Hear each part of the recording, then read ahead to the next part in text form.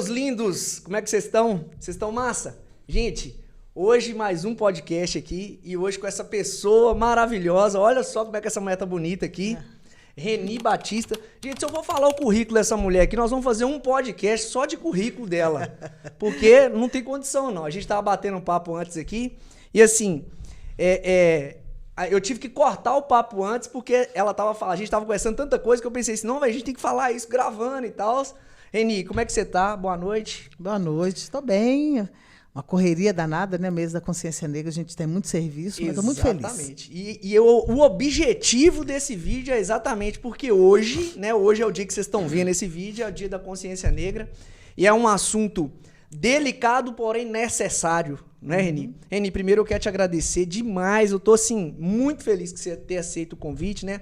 Foi aquele contato, assim, contato de um para pegar o de outro para chegar até você. E eu pensei assim, não, gente, ela podia tanto aceitar e tudo. E você aceitou, assim. E para mim, assim, foi excelente. Como eu falo com todos os meus convidados aqui, o canal tá começando e essas pessoas que estão vindo aqui para participar, para poder fazer esse vídeo com a gente aqui, para mim, são extremamente importantes. Muito importantes mesmo, porque tudo que a gente está começando é sempre muito difícil, né, Reni? Você sabe disso? Sim, então, assim, muito obrigado mesmo. Estou muito feliz de você ter aceitado vir e eu acho que a gente vai falar aqui de muita coisa bacana sobre esse tema que é importantíssimo para nós, principalmente para nós brasileiros, né, Reni? Isso, na verdade, assim, eu tenho uma frase que eu gosto muito de falar. Ó, consciência negra hoje é mais do que necessário. A necessidade é tão grande para que a gente construa uma sociedade diferente. Sem dúvida. Não dá mais para a gente continuar nessa mesma caminhada, nessa mesma toada. Absolutamente, concordo totalmente. Então vamos lá, né? Pessoal, só lembrando, né? Se inscreve no canal, você que não é inscrito lá, deixa o seu like, né? Eu vou deixar a rede social da Reni lá, então o pessoal quiser seguir, ela participa de vários projetos. Lá vocês vão ver o currículo dessa mulher, gente, vocês não estão entendendo, não. E aí se inscreve no canal, curte esse vídeo, compartilha, manda para o seu amigo aí, o assunto é muito bacana, eu acho que é interessante todo mundo, né? Tá por dentro desse assunto aqui, que é um negócio muito importante para nós, principalmente brasileiros. Principalmente nesse dia de hoje, que é o dia da Consciência Negra. Né? A primeira vez no Brasil, né, que está sendo feriado mesmo, nacional, e eu acho que isso é muito bacana, principalmente para marcar mesmo essa data e trazer de forma mais consciente, mais forte essa reflexão, né, com relação a esse combate. Exatamente. Nós, assim, já desde a década de 80, vários estados já têm essa discussão de ser um feriado exatamente para fazer a reflexão, para ter um momento de parada no Brasil, para entender que feriado não tem que ser só religioso ou porque tem um herói nacional, mas sim também para que a gente possa se sentir enquanto povo e ver a necessidade de um povo específico. Perfeitamente. Então, bora lá, né? Primeira coisa, Reni, como a gente sempre anota aqui algumas coisas, né, que o pessoal manda e tal, e algumas coisas até minha mesmo, de pesquisa e tudo. O que é racismo? Racismo é não tolerar você, não tolerar o outro. Você não tolerar a raça que é diferente da sua. Independente de cor, é racismo. Na verdade, o racismo no nosso Brasil não acontece com outra cor, não, só com a preta. Sim. Só com a preta. Mas nós podemos ter racismo mesmo que não seja com o negro. Igor, hoje na sala de aula eu falei isso. O menino me perguntou se não tem racismo para branco. Eu falei, olha, até que poderia ter, mas para ter, eles precisariam de ter 388 anos trabalhando de graça para nós pretos. Eles tinham que aceitar nós chicoteá-los de qualquer maneira. Eles tinham que fazer uma revolução lá nos quilombos. Eles tinham que lutar para ter leis. Eles tinham que ter a abolição da escravatura branca e ficar mais 200 anos sofrendo preconceito e sendo proibido de acessar todos os bens da sociedade. Depois que acontecer isso, dá para a gente falar que teve racismo branco e racismo preto. Como eu não desejo o que aconteceu com o meu povo, não desejo para nenhum outro povo, então, sim, o racismo ele tem cor. Né? No nosso país não existe outra raça, outro grupo étnico que tenha sofrido racismo. Nós sofremos racismo porque a gente é preto, porque a gente tem a pele retinta. É isso que caracteriza o racismo hoje. O indígena, você acha que ele sofre racismo? Também. a questão mais do indígena, ela é mais até do apagamento. O indígena no Brasil, a história do indígena no Brasil, ela é mais assim para dizer que ele não faz parte da história, sabe? É muito mais do que isso. Com muita dó, com muita piedade. É esse afastamento de acessar as coisas que são dele, na verdade. Sim. Então, assim, não é por causa apenas, né, mas a gente percebe que existe o preconceito em relação ao povo indígena. Então, o povo indígena é aquelas pessoas que têm na concepção deles, né, que é preconceituosa, que aquele grupo é um grupo não merecedor, por exemplo, da terra. Né? Da terra, ele é inferior porque ele não é civilizado. Então, nesse sentido, eu vejo que ele sente mais a questão do preconceito e do apagamento do protagonismo da história. Sim. Né? Que, na verdade, que hoje o Brasil é deles, né? Não, na verdade, teve um movimento aí para dizer, né, que o índio só poderia, os indígenas, só poderiam ter direito à terra depois do dia 5 de outubro de 1988, quem possuía documento de terra. Mas só na Constituição de 1988 que o nosso povo indígena teve na nossa Constituição dizendo que eles são pessoas... São cidadãos. São cidadãos e com direito à terra. Foi a partir de 88 que foram demarcadas as terras. Então, vocês imaginam, nosso país... Ou seja, 1988 foi outro dia. Outro dia. Então, quer dizer, na verdade, assim, esse povo foi apagado dele o direito de ter a terra que era deles. Então, é preconceito mesmo para dizer que ele não pertence a esse lugar, um apagamento a ponto de dizer, não vamos fazer nenhuma demarcação de terra mais para nenhum indígena. Como se, na verdade, eram os indígenas que deveriam autorizar. Assim, eu vou deixar vocês usarem essa terra aqui e aquela ali. Isso, autorizar a gente permanecer na terra que é deles. E é interessante porque, assim, normalmente, por mais que a gente... estude, né? A Reni, como é também professor de história, a gente tem essas aulas, aprende sobre essas questões culturais, assim, e acaba que, na prática mesmo, no dia a dia, quando passa dali, quando você faz a prova e passou na prova e mudou de série ali, você já estuda outra coisa, como que cai facilmente no esquecimento essas coisas que são, assim, são coisas que deveriam... trazer o valor moral para a gente, né? Como humano, como respeito, como tratar as outras pessoas. O conhecimento histórico trazer esse respeito, né? Essa moral, como que eu posso dizer? Esse espírito de sociedade, de entender que todo mundo que está aqui é igual mesmo, de fato. E, na verdade, eu falo assim, que se a gente desse conta de compreender isso, né? Da questão da respeitabilidade ao outro, na diversidade, na diferença que ele tem, nós seríamos muito mais felizes e teríamos um desenvolvimento humano muito melhor. Muito mais evoluído. E evoluídos, porque, na verdade, nós perdemos muito tempo. Olha, o preconceito racial, ele é algo tão século XVII, e hoje a gente ainda vê isso, pessoas no estádio de futebol fazendo ações racistas. Então, assim, você percebe que as aulas não foram suficientes. Não foram, porque não mexeu com a consciência. Se não mexe com a consciência, não mexe com a sua sensibilidade, você não muda. E se você não muda, nada se transforma. Como você falou das aulas e como você é professora, você acha que a educação... Como que a educação pode mudar? Assim, você acha que esse resquício, um resquício considerável, resquício é ser modesto, né? Esse resquício de racismo que a gente ainda tem, você acha que isso é pela deficiência na educação? Olha, o racismo que nós temos no nosso país, ele não é algo polvilhado, uma nuvenzinha, não. Uhum. Ele é algo muito bem pensado. Ele é denso. Ele é bem pensado. Por isso que a gente fala que o racismo no Brasil ele é estrutural. Uhum. É estrutural por quê? Porque está na nossa estrutura. Então, só o fato da gente ser preto, ser retinto, já te fecha a porta. Então, quando a gente está falando de racismo, muitas pessoas falam, mas outras pessoas, outros grupos e tal... Quem é impedido e quem historicamente foi impedido de acessar aos bens da sociedade, produzido pela sociedade, foi o povo negro. esse povo foi alijado de todo o processo cultural, social e econômico da sociedade. Sim. Então, a escola, por si só, sozinha, ela não vai dar conta de fazer tudo. A sociedade toda precisa. Então, não dá para a gente ficar aqui discutindo se tem racismo branco, se tem racismo preto, enquanto a gente não compreender que existe um grupo que sofreu historicamente e que tem uma herança, até hoje, desses resquícios. Porque a educação, eu vejo que tem muitas professoras com muita disposição, com muita boa vontade.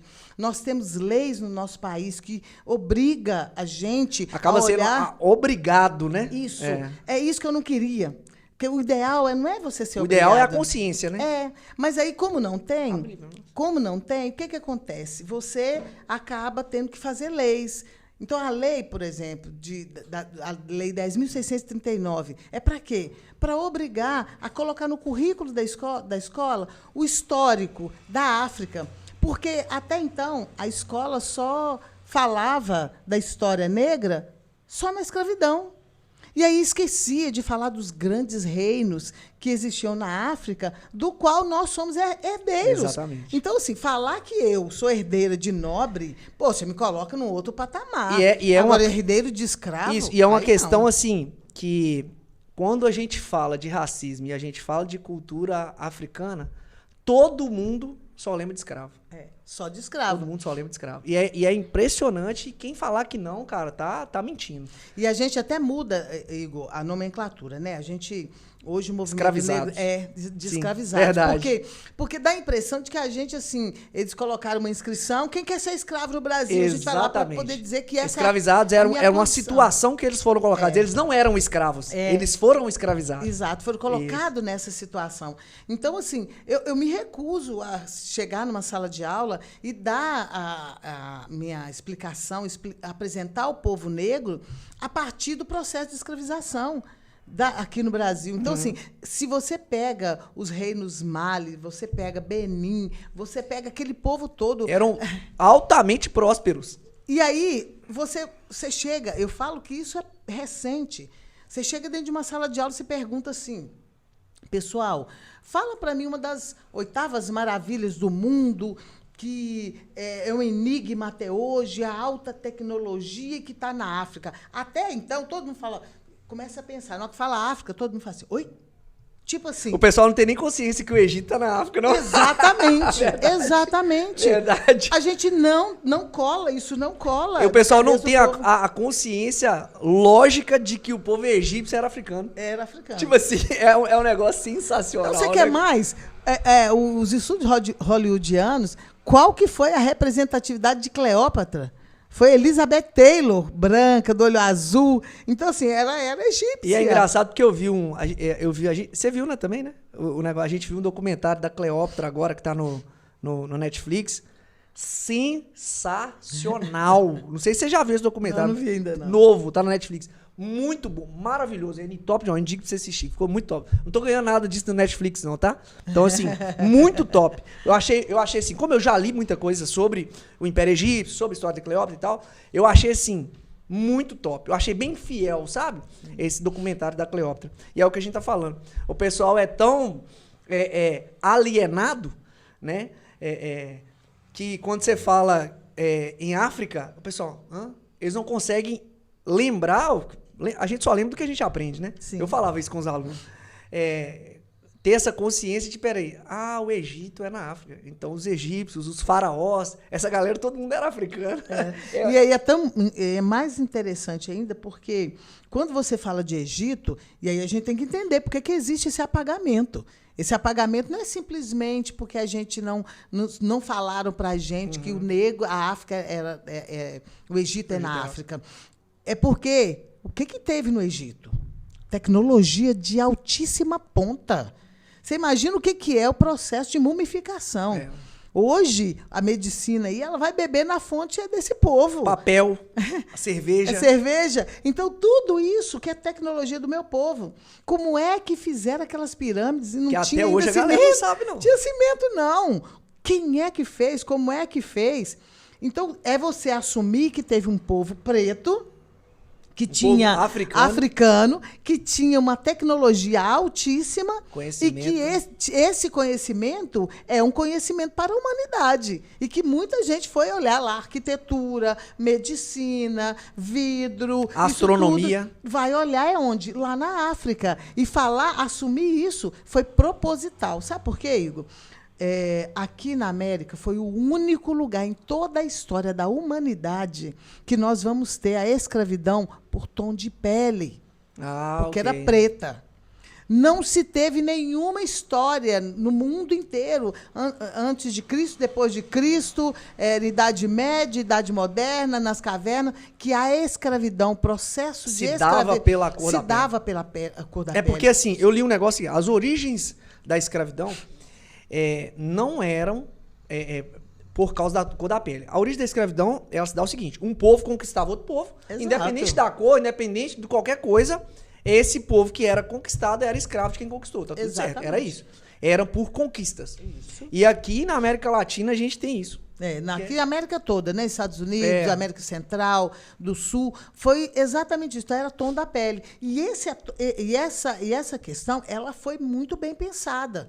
Ela foi tão pensada que o nosso vocabulário apagaram completamente a nossa cultura. Exatamente. E aí, do mesmo jeito que fizeram com o apagamento da cultura indígena, da cultura africana, nós só temos uma língua que a gente fala, que é o português, que a tradição africana foi colocada dentro pelo uso dos africanos. Foi essa mistura que foi fazendo.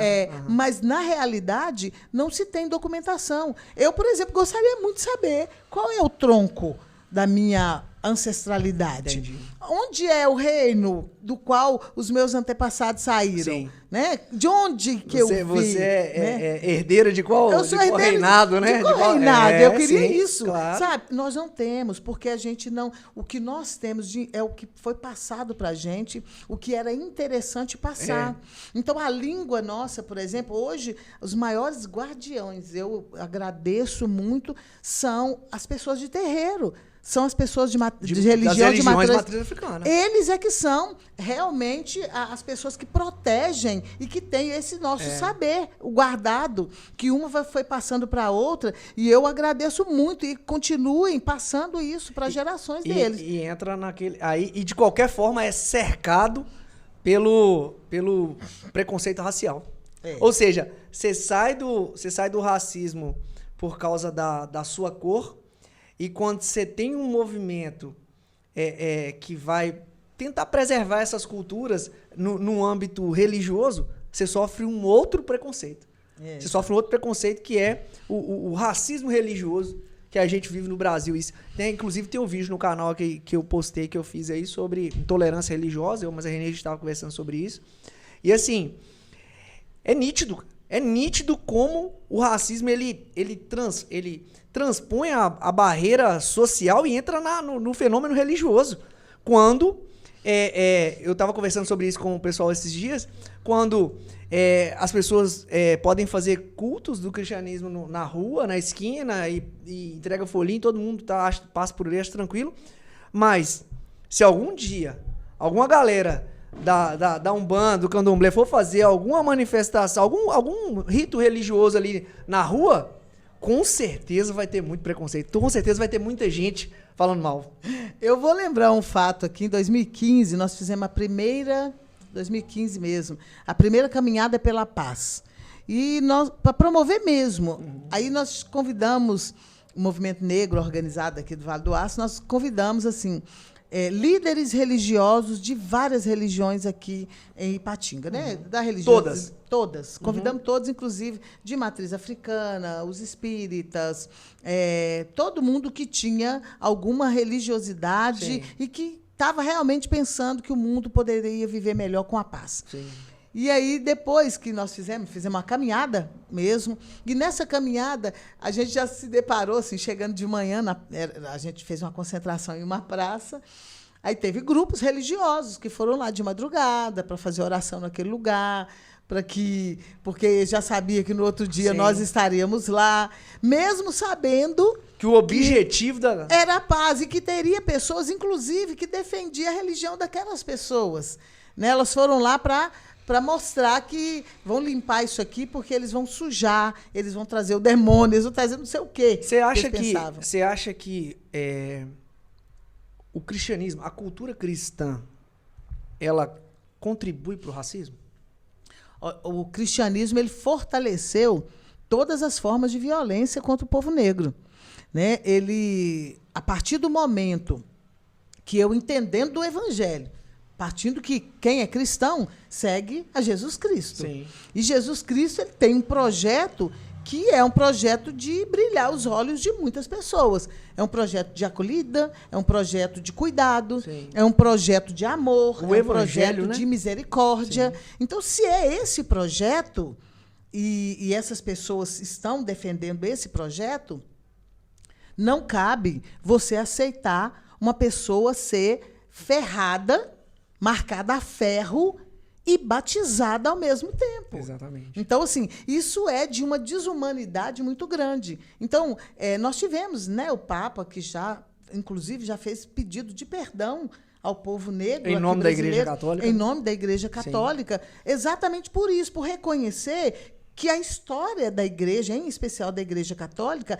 ela foi permissiva na questão da violência, na questão da usurpação da cultura, né? E ainda mais, de dizer para esse povo que tudo, de divulgar que tudo que era o mais belo, que era a cultura, sim, a crença desse povo, era demonizada. Era demonizada. E isso a gente vê nitidamente hoje.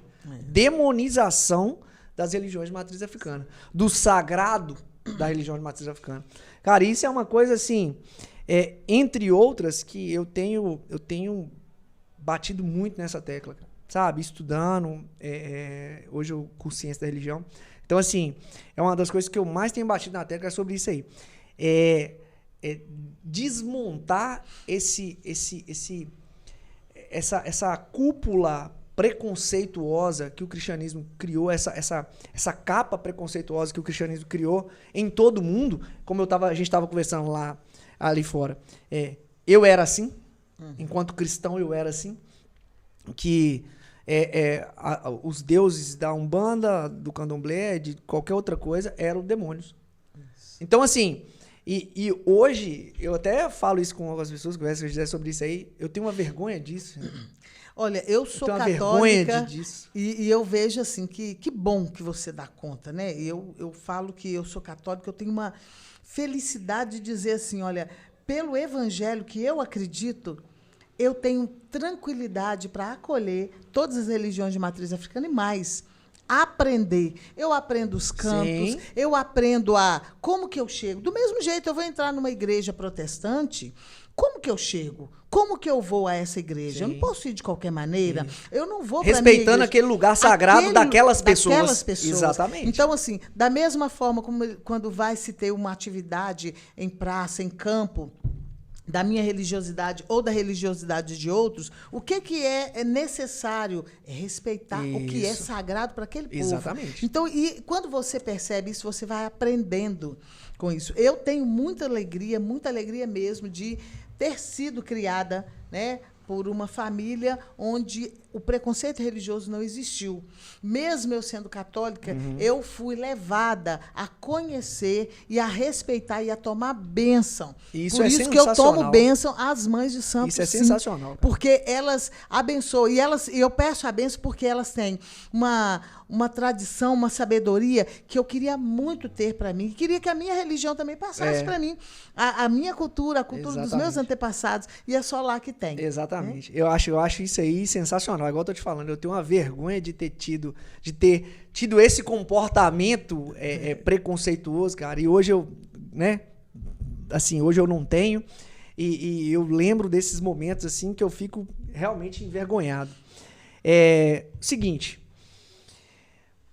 A falácia do racismo reverso. É isso que a gente estava conversando, né? A democracia racial, o racismo reverso. Quando a pessoa fala assim, o cara, o negão pode usar a camisa escrita assim, como é que orgulho e ser negro. Beleza. Aí se eu sair com a camisa, orgulho em ser branco, eu sou racista, mas o cara lá não é não. Mas por que você se orgulha de ser branco se você sempre foi privilegiado por ser um homem branco? Você nunca teve problema para ser um homem branco.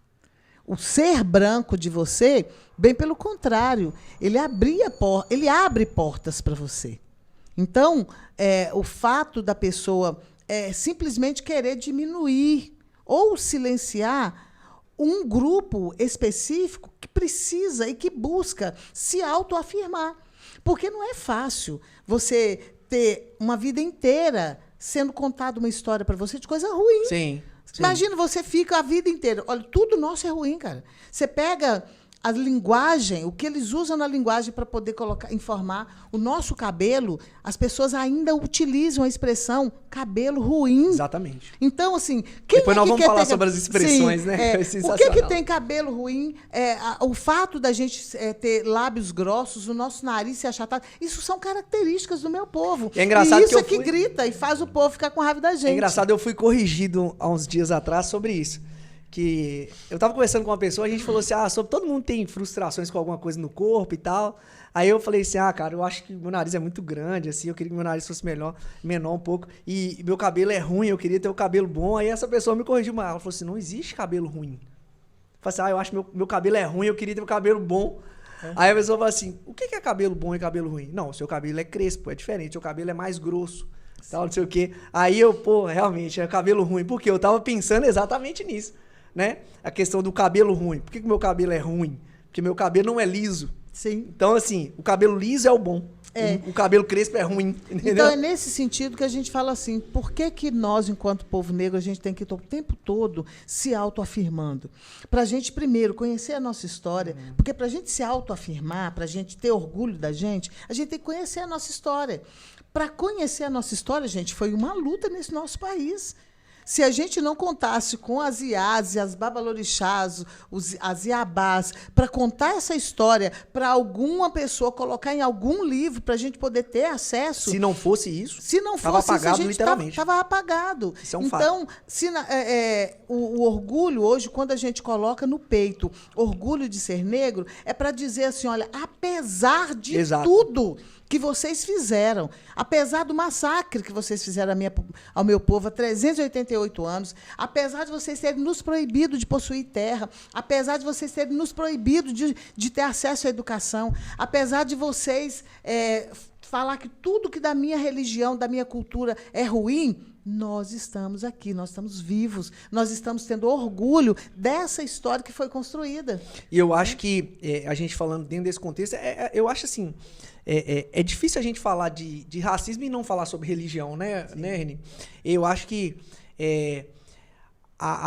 o movimento religioso de matriz africana, eu acho que ele foi de suma importância para a conservação cultural. Cara, para mim, eu falo mesmo, né? Repito aqui, se não fossem eles, nós não teríamos todo esse conhecimento. E mais ainda, o que eu aprendi observando nos momentos das sessões, nos momentos dos trabalhos, nos momentos de festa dessa comunidade, a acolhida é invejável. Simplesmente as diferenças, a pessoa que é diferente, se é mais preto, menos preto, branco ou não branco. Eles são acolhidos igualmente. Pobre, se tem muito dinheiro, se tem pouco dinheiro, a acolhida é a mesma.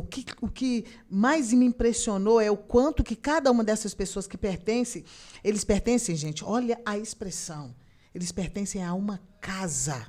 O que é casa? Casa é o lugar de aconchego, casa é lugar de pai, de mãe, casa é lugar dos irmãos. Então, por isso, olha que lindo. É o nosso lugar de paz. Olha que filosofia bacana quando eu digo assim, eu pertenço à casa de Mãe Maria de Fátima. E mãe ainda, né? E mãe. Então, quer dizer, olha que sensibilidade para dizer, eu te acolho do jeito que você é e você vai fazer parte da minha família, da minha casa. Você vai fazer parte da minha casa. Então, quando as pessoas vão, e aí nas observações, nos momentos de estudo que eu fiz, você percebe que as pessoas chegam lá e elas se comportam como família.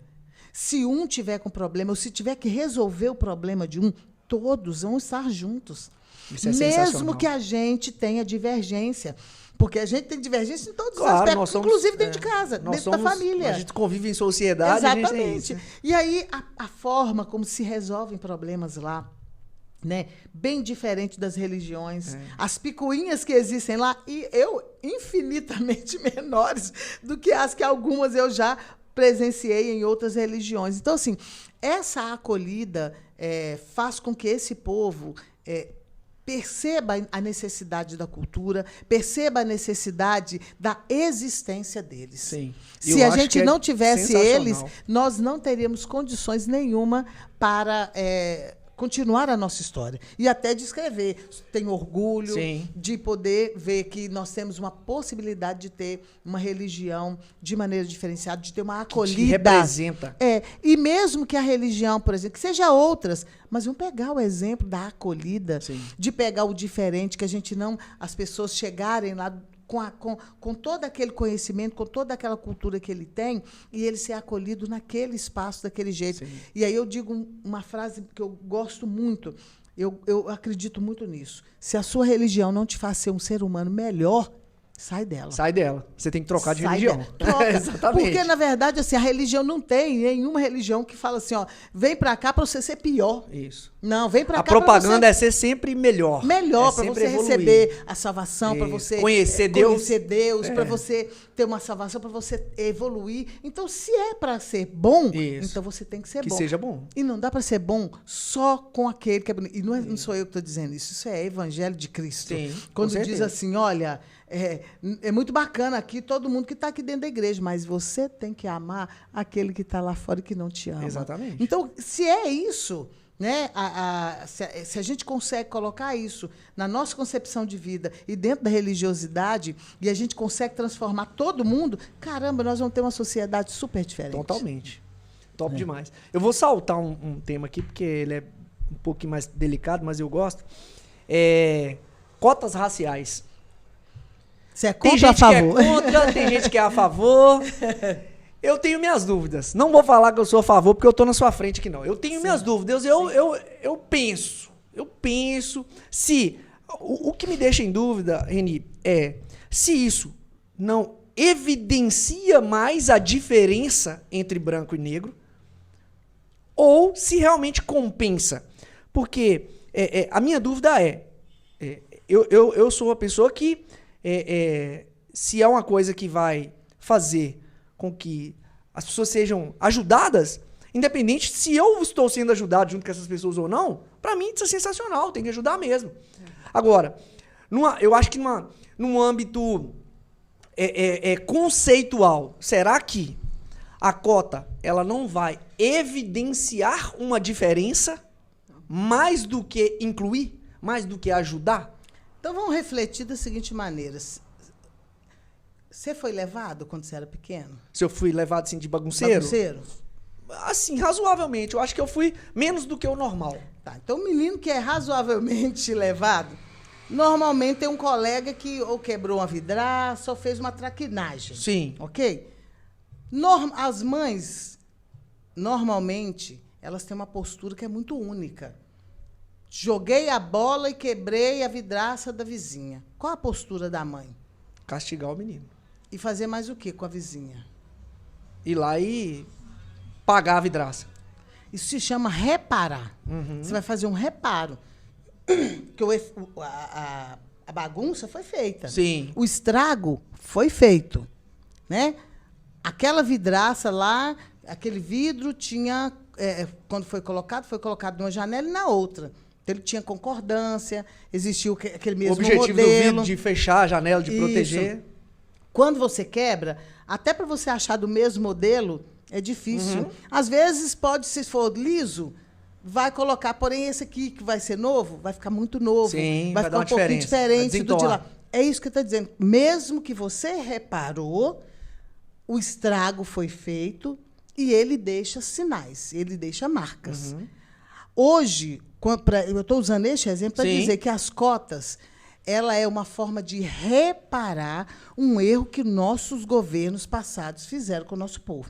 Então, você imagina, o nosso povo trabalhou 388 anos neste país, sem receber um centavo. Sim. No dia 13 de maio de 1888, toda a negrada foi convidada a se retirar da senzala, da fazenda, e ir para onde?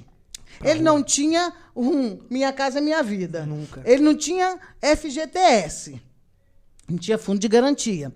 Ele não conseguiu ele não tinha poupança, porque ele não tinha dinheiro. Não tinha estudo nem conhecimento. E o conhecimento podia o conhecimento ter, tinha né, do a trabalho. sabedoria, mas ele foi impedido, inclusive, de trabalhar nos postos de serviço, porque existia um acordo entre o governo brasileiro com o governo da Europa para branquear o Brasil. Nessa época, os imigrantes chegam aqui no Brasil com viagem paga, casa para morar, terra para plantar, então, e com salário para receber.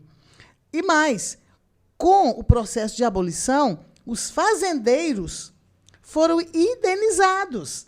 Porque eles perderam mão de obra. Sim. E aí eu digo para você, este povo, Né, foi para onde? Ele foi sobreviver do jeito que dava. Então, a esse povo que construiu toda a riqueza do nosso país. Sim, verdade. Olha, o povo negro participou do processo da cana de açúcar, do café, do ouro, porque Ouro Preto está lá, não está caindo, não. Verdade. Mais de 200 anos construído pelo meu povo negro. Mineração toda foi meu povo negro que fez. Está lá a cidade para ver, para a gente ir visitar. Está tudo lá ainda. Está tudo lá ainda, porque era a tecnologia do meu povo. Eles colocaram toda a riqueza para os governos brasileiros. Fora o que foi levado para a Europa, né? Exatamente. Então, se assim o é, e agora a gente é um outro país, nós estamos numa situação, se a gente tivesse numa situação, beleza, passamos por isso, mas depois nós tivemos acesso a todos. Mas está tudo igual para todo mundo, tá ok. tudo igual, beleza,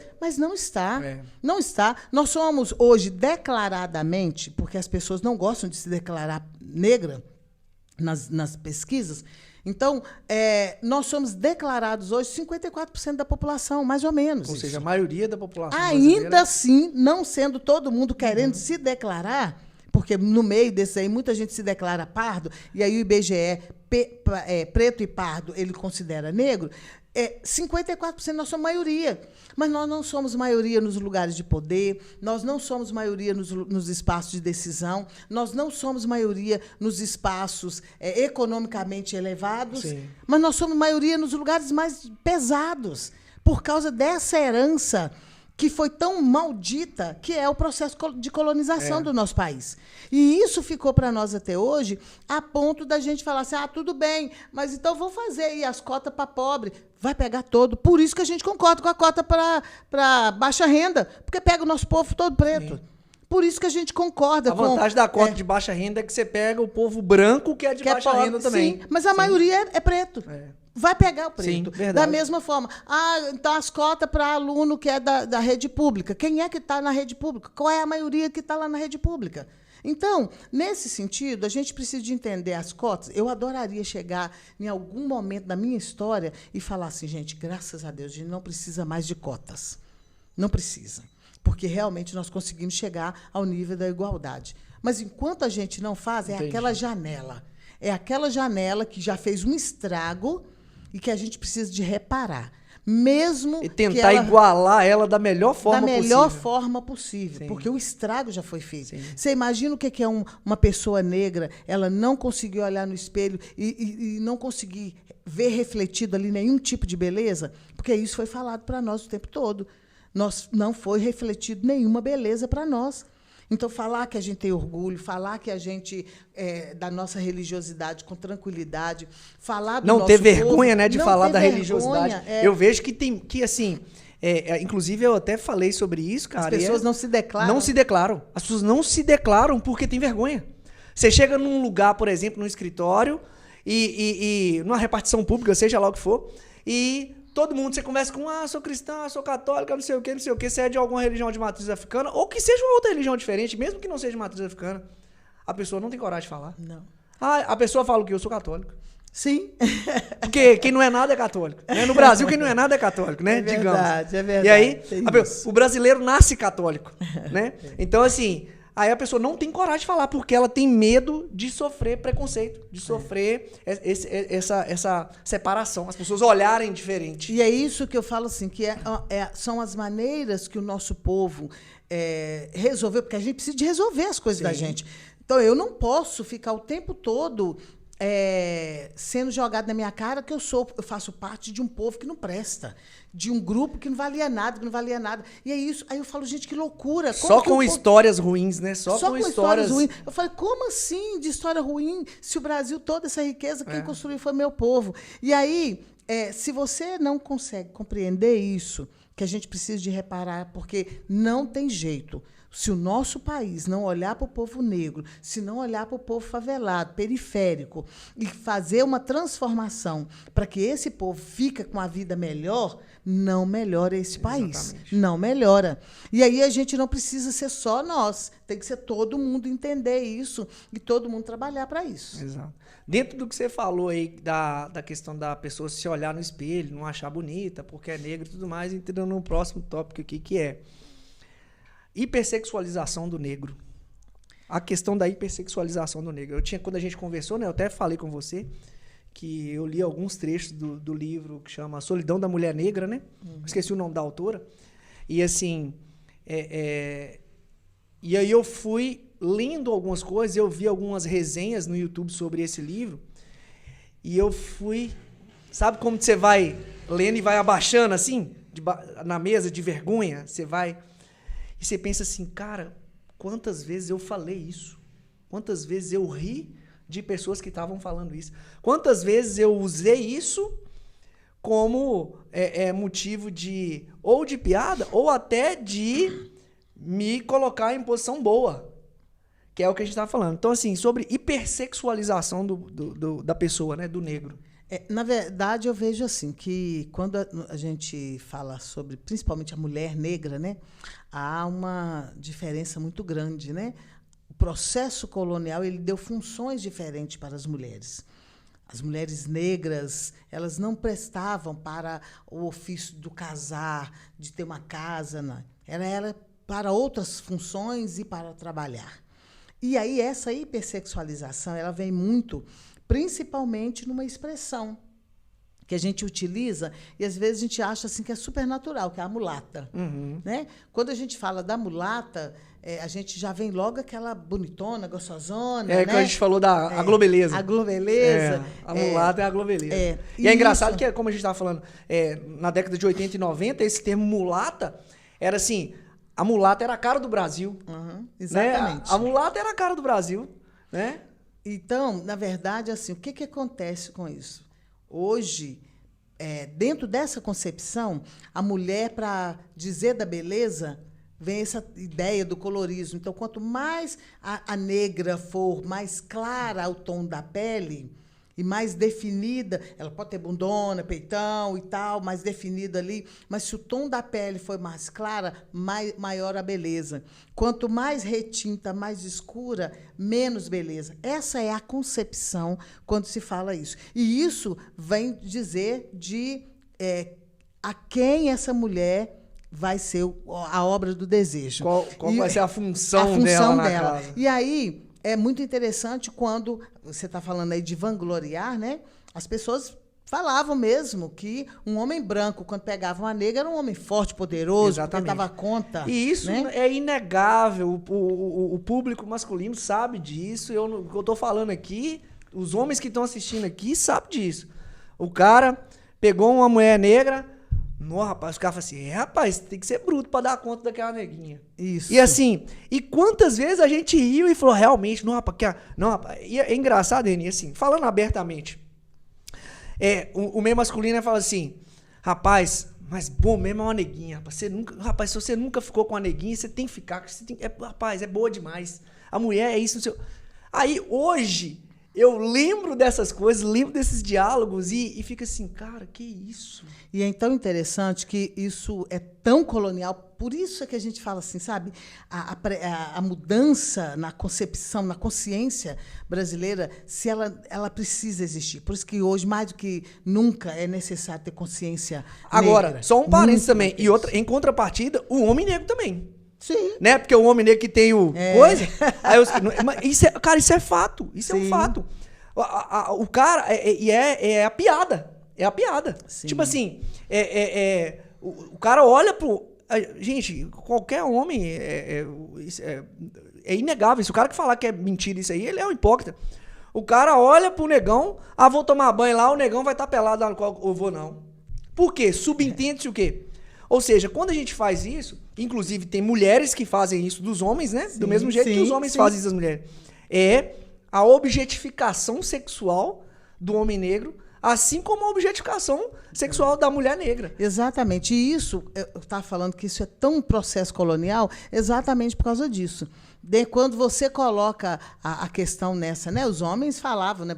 Quem é o bem dotado? Isso. O negão é o bem dotado. Exatamente. E a negona é a que sabe transar melhor. Isso mesmo. E aí, na verdade, como que isso se dá na sociedade? Não é isso.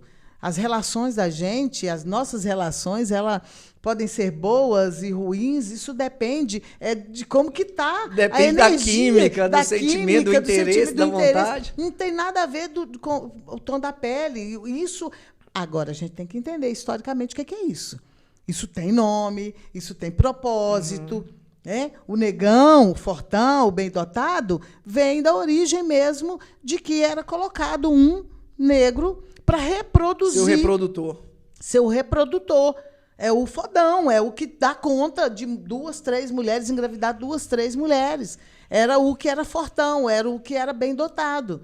Quer dizer, você pega uma exploração, pega uma maldade que fizeram, porque é uma sacanagem você colocar uma pessoa sem ter nenhuma relação, sem ter... Inclusive, às vezes ele tinha até esposa. E era obrigado a ficar com outras mulheres. Acaba sendo uma exploração sexual. Exatamente. É uma exploração sexual. Mas a história de exploração sexual no período colonial... É absurda. Ela era com homem e era com mulher também. Era absurda. De todos os lados. Para a questão da homossexualidade, também era garantida através dos negros. Sim. A questão da prostituição, ela foi feita e ela foi ratificada, ela foi oficializada dentro das fazendas, com os senhores, através das negras. Um dos elementos do racismo mais presentes dentro da sociedade, Reni, eu acho que, assim... Não só das questões sociais e econômicas, assim, eu acho que como ele é muito velado, muito ali no escondidinho, eu acho que essa hipersexualização do negro, eu acho que ela é uma das mais latentes. Sim. Porque acaba que o branco fala que uma mulher negra é boa de cama, que é não sei o quê. Quando ele tá falando, na cabeça dele, ele tá elogiando, ele tá falando bem. Ele tá colocando essa mulher como ser negra e ser boa de cama como uma coisa boa. Ele tá elogiando ela, entendeu? E elogia o cara branco quando pega uma mulher negra. Falando de elogio, então, quando você fala aí, como que uma pessoa vai me elogiar só por um aspecto do qual eu sou explorada, exatamente, do qual o meu sentimento não foi nem sequer considerado? Sim. Então, não pode, né? Da mesma forma que a gente não dá para entender esse tipo de elogio, sabe? Então, quando as pessoas chamam a gente, ô morena, cara, Deus colocou tanta tinta em mim, para que você vai tirar? Eu tenho uma história, eu tenho uma ancestralidade. Então, esse tanto de nome, marrom bombom, chocolate, não sei o quê, isso tudo é para fugir de quê? De não dizer que eu sou negra. Isso. A pessoa tem medo de falar que você é negra. E por eu ser negra, eu poder ser bonita. Sim. Eu me sentir bonita. Sim. Então, porque as pessoas se incomodam muito com isso, né? Do tipo assim... Eu não posso falar que ela é negra, senão ela vai se achar feia. Tipo isso. Exatamente. Então, assim, o dia que a gente... Aí é que dá pra gente entender o quanto que é tão estrutural o racismo. É estrutural, realmente. Porque quando eu tenho medo de dizer algo que é evidente em você... Só pra você ter ideia, hoje eu fui perguntada, uma pessoa me perguntou, olha o tom da minha pele... Era uma adolescente, uma criança. Você acha que eu sou preto? Cara, assim, falei, gente, ninguém mostrou para essa pessoa o que é ser negro. Porque para ela ter dúvida, ninguém nunca elogiou ela enquanto pessoa negra. E aí, quando vai elogiar, a gente, ó, que nega bonita, mas a gente não fala que branca, bonita. Que loira, bonita. Que loira. Loira pode até ser, loira. porque tem a questão do cor do cabelo. Uhum. Mas quando você vai falar em tom de pele, você não relaciona a beleza. Você não detalha isso. Você não detalha. Você simplesmente fala, nossa, que mulher bonita. Isso. Nossa, que homem bonito. Mas quando se trata de uma pessoa negra, é do tipo assim, olha, tem um monte ali, mas aquele ali é bonito.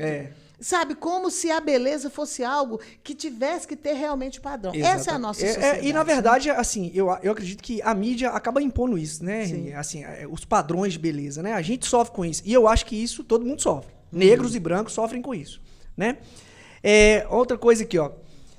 Por que é importante falar de racismo e como que você acha que vai estar daqui a 40, daqui a 50 anos? Você acha que a gente vai chegar num ponto de acabar com o racismo? Olha, eu luto muito para isso. Luto muito mesmo. E a tendência, como as coisas estão andando, você acha que o racismo vai realmente acabar no Brasil? Deixa eu te falar, hoje eu fiz uma experiência com um grupo de adolescentes e eu coloquei várias expressões de vocabulário que a gente acha que é tudo comum, do tipo magia negra, a própria mulata mesmo que a gente mulata tipo exportação, denegrir, essas expressões que a gente classifica como expressões que a gente tem que mudar, substituir por outras, né? Que ficam pejorativas. Vamos a partida lá, a nega, né? A nega. Tá empatado, vamos a nega. Vamos a nega. Cara, e tal. A história da nega é sensacional. Essas expressões, eu estava com 15 adolescentes hoje. Eles não usam. A maioria delas, eles não conheciam. Eu fiquei feliz. Claro. Então, isso me deu esperança. Isso me deu a certeza de que nós estamos no caminho certo. Então, nós precisamos, de cada dia mais, ter consciência do que é essa história do povo negro no Brasil, a história dessa comunidade, dessa etnia, dessa raça, a construção que esse povo fez, porque quanto mais você conhece a história, menos preconceito vai existir. Mais você respeita. E muito mais você respeita. Na matemática, a gente tem um negócio que chama tendência, né? Você analisa um ponto inicial e um ponto no meio ali, e essas evoluções. Então, você traça uma linha nesses pontos, né, de medida, e aí você vê a tendência que está um evento. Se a tendência do evento é ascendente, quer dizer, você consegue projetar. Então, se em tal período ele subiu e ele está mantendo essa tendência, quer dizer que você consegue projetar para onde que ele está. Então, acho que a gente consegue fazer isso até nessa questão. Se de 50 anos atrás o racismo estava assim, gritante, hoje ele já não está tão gritante. Vamos dizer assim, hoje ele está falando alto, ele não está gritando. Então, ou seja, nós estamos tendo uma melhora, a tendência é melhorar. É melhorar. E depende disso, né, que você está falando. Continuar com nosso trabalho, conscientização. Então, por exemplo, hoje, a coisa mais linda é expor favela. Sabe, você vê as pessoas, empreendedores, que sempre foram, desde quando eles saíram da senzala, sempre foram empreendedores. Hoje eles têm, oficialmente, eventos no Brasil inteiro para mostrar esse empreendedorismo. Né? Que isso, para nós, não é novidade, isso é antigo. Então, isso, para mim, me dá uma satisfação. Sei que a gente tem uma estrada muito longa. Dá uma esperança, né? Mas eu tenho esperança, sabe? Eu acredito muito, acho que a educação nossa vai melhorar muito nesse sentido. Eu acho que a educação é fundamental. É fundamental. Eu acho que a educação é fundamental. Não se faz nada de transformação na sociedade se não passar pela educação. Não existe. Eu acho que a educação de qualidade, uma educação ético-cultural, eu acho que ela é fundamental para o comportamento social, para uma evolução de comportamento social, principalmente se tratando nesses casos aí. Quanto uma coisa tão delicada e tão séria que é a questão do racismo. Paulo Freire já falava, né? Se a educação não fizer a transformação, sem ela não haverá mesmo. Se a educação não fizer, ninguém faz. Não tem outro jeito. Não tem jeito. Então, assim, eu acredito muito nisso. Bacana. Reni, você quer pontuar alguma coisa? Falar dos trabalhos aí que estão acontecendo, que você estava fazendo? A gente estava conversando antes ali. Se você quiser falar alguma coisa das suas atividades aí, culturais aqui na região. Na verdade, nós ficamos o mês inteiro fazendo várias atividades, né? Também tivemos a terceira edição do Encontrar Arte Negro, vários trabalhos em escolas, que a gente tem um grupo, né, daí do Cafro. Mas eu acho que muito importante, que eu tenho um carinho muito grande, é o nosso núcleo do pré-vestibular, que é comunitário e que é para o nosso povo, pobre mesmo, periférico. Então, nós vamos agora, no final do mês de novembro, início do mês de dezembro, abrir inscrições para alunos do 3º ano do ensino médio que queiram se preparar para ir ocupar o seu lugar na Universidade Federal. É um trabalho que a gente já desenvolve há 15 anos aqui, né? Acabamos de fazer 15 anos aqui em Ipatinga, e a gente convida toda a moçada que está estudando, que já estudou, já terminou o ensino médio. Em Ipatinga, nós funcionamos, a nossa sala funciona na Escola Estadual Nassif, no Canaã, que é uma escola bem ali na avenida, de fácil acesso. Nós só temos 40 vagas, então nós vamos abrir as inscrições no final do mês. E aí, esperar a galera aí para a gente, ano que vem, estudar e ocupar o nosso espaço na Federal. Top demais. Eni, eu queria te agradecer mais uma vez. Para mim, assim, foi maravilhoso esse papo. Para mim, foi muito esclarecedor, né? Tanta coisa que a gente conversou antes aqui de começar a gravar. E assim, te parabenizar, cara. Eu acho que a gente precisa de mais pessoas assim como você. Eu acho que eu como branco, privilegiado, assim, nem tão privilegiado assim, mas eu acho que, cara, a ideia é exatamente essa. O que eu puder fazer nos seus projetos lá, se você puder precisar de alguma coisa comigo, pode contar comigo. E nós vamos precisar, porque a gente precisa de todo o povo branco para estar junto com a gente e ser antirracista. Exatamente. Também, para entrar nessa luta com a gente. A nossa luta antirracista, ela não pode ser só do povo negro. Exatamente. Ela tem que ser da nossa sociedade brasileira, e a gente conta com todos. Top demais. Pessoal, então é isso. Você, mais uma vez, né, que você não está inscrito no canal, se inscreve, curte o vídeo aí, comenta também os comentários aí. Com certeza a Reni vai ver os comentários lá. Como eu falei, eu vou deixar as redes sociais dela pra galera seguir, pra galera que quiser ver lá o trabalho dela. É um trabalho sensacional que a Reni faz, um monte de coisa. É o que eu falei, né? Vocês vão ver lá. Essa mulher é professora, atriz, escritora, tudo. O currículo dela, vocês não estão entendendo, não. Então é o seguinte, obrigado por você que assistiu até aqui. Um abraço, meus lindos. Um beijo pra vocês. Reni, mais uma vez, obrigado, tá? Deus te abençoe.